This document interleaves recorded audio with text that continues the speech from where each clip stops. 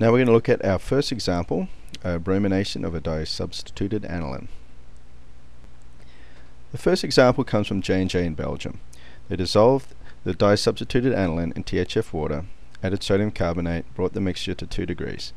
They then dosed bromine, which is outside of the vessel, so it's at room temperature, to the starting solution at 2 degrees over about 20 minutes.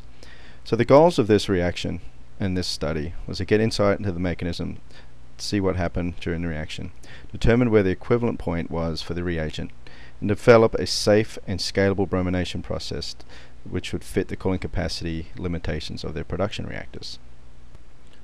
So let's look at the EasyMax data from this experiment.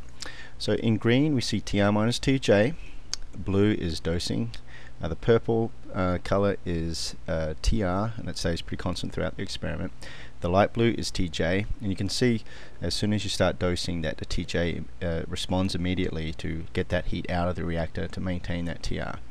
So just looking at TR minus TJ now, we see an immediate inflection for the start of the reaction. As soon as dosing starts, we see it stabilize and become mostly flat, so it's pretty much quite a steady output of heat, so it's almost dosing controlled.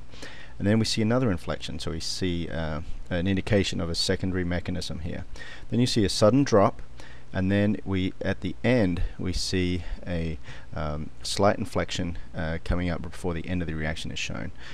From the RC1 data that for the same experiment, there is actually some gas evolution, and there's also, we should remember that we're running a reaction at 2 degrees and adding a material that's at room temperature. So the last part of the TR minus TJ curve here is also could be due to the heat of dosing, so not just the gas evolution. So that would require some further study. The overall heat that we see at the highest point of the inflection is a delta T of about 8 degrees. So we could equate that from what we said in the past as 2 degrees being 30 watts per liter.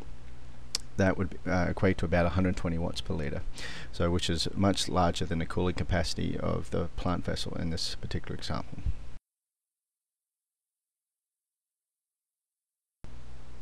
The conclusions that we can draw from this one run, where we did not perform any sampling, we just relied upon TR minus TJ, we could see the mechanism was 2 steps, easily see the start and end points of the reaction.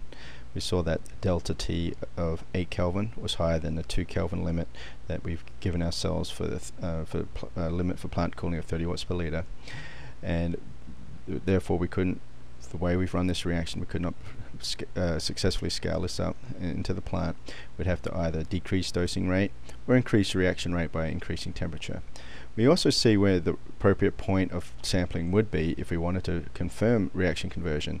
We could see from the TR minus TJ profile where the most appropriate place would be to take that sample.